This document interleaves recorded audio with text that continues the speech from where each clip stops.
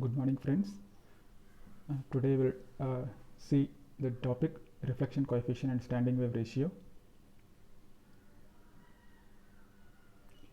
So, brief outline is a transmission line equation is radio frequencies, dissipation-less line. Then we'll see voltage and current on the dissipation-less line. Then we'll go for what is the input impedance of dissipation-less line. Then we'll estimate properties of open circuit and short circuited lines. Ultimately, we'll see how standing waves are created, what are nodes, antinodes, and we'll define standing wave ratio. After doing this, we'll measure the different line parameters like voltage standing wave ratio, VSWR, wavelength, power, and impedance using these parameters. So before we'll move on to the topic, we'll have a quick recap on our unit 1. So far we saw how the general theory of transmission lines is used to model our any transmission line. Finally, we created a general solution for any transmission line using voltage and current like through the T network model. So we have defined our infinite line concept, that is, if we terminate our line with any short line with characteristic impedance, it will behave like an infinite line. So all theory will applicable to the short line terminated with characteristic impedance. So then we'll define, we derived expression for Z0 using T network parameters and lumped circuit models, that is RLCG. So any small segment of a line is modeled as a using RLCG per unit length, and that we used to that value we used to estimate characteristic impedance and propagation constant gamma. Finally, we said distortion line. So what is distortion line? Attenuation value is independent of frequency, and characteristic impedance and reflection coefficient all are independent of the frequency. So in general, if you operate our transmission line at very high frequency, it will behave like a distortion line less line, because most of the lines will use dielectric constant. So dielectric, so we have very less attenuation, so we can easily assume alpha equal to 0, that is attenuation constant.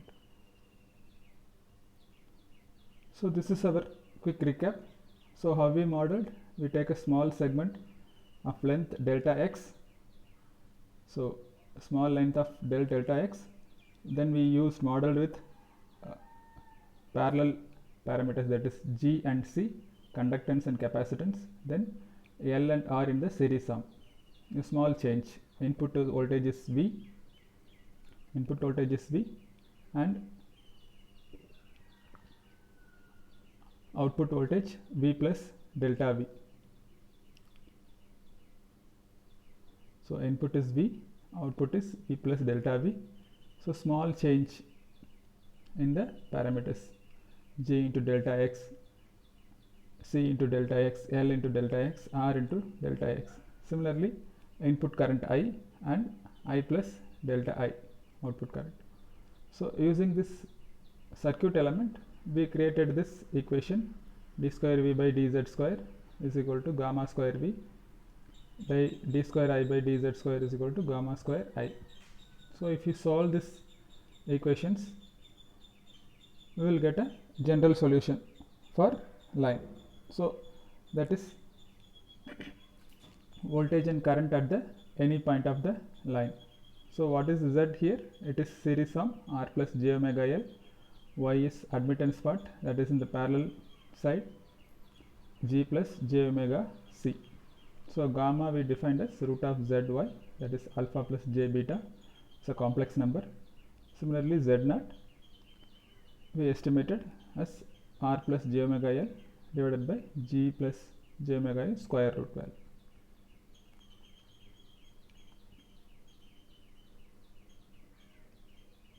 So this we saw using our general transmission line theory. So now we'll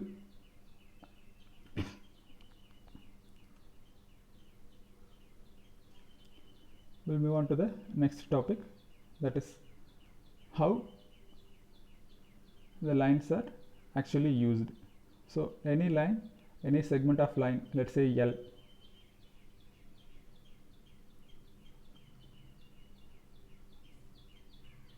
any segment of length line L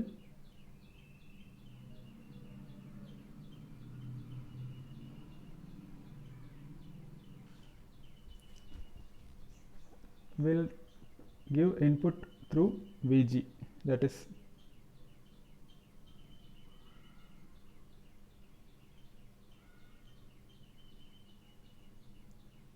Vg is source and Zg in the load side, that is the receiving side and sending side. Input is Vg, generator side it has its own series impedance Zg.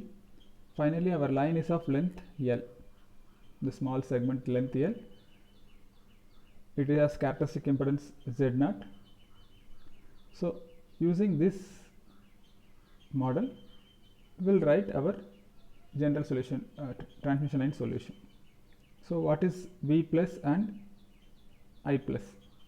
So if you write the general solution,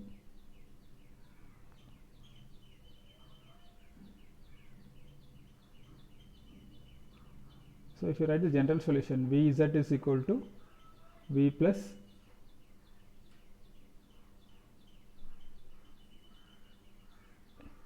so this equation, if you see, V plus e power minus gamma z plus V minus e power plus gamma z.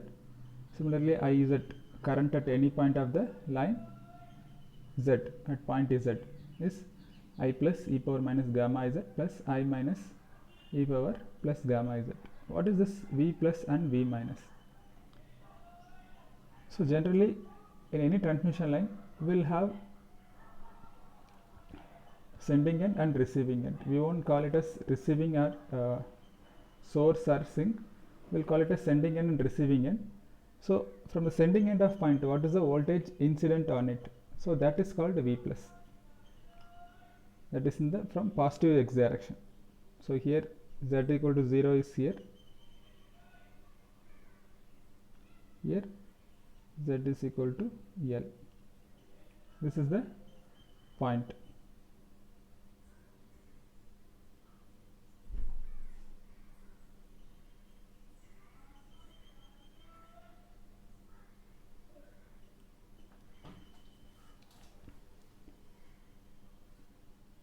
From source side to destination side we are using it, and the gamma is nothing but propagation constant alpha plus j beta. So this is a general solution, transmission line equation solution. This part we already derived. So V plus is from source side, that is sending side, from positive z direction. V minus is from the receiving end, because if there is a discontinuity, like generally if you connect our line with Z0, then it behaves like an infinite line, there is no reflection, but practically our Z0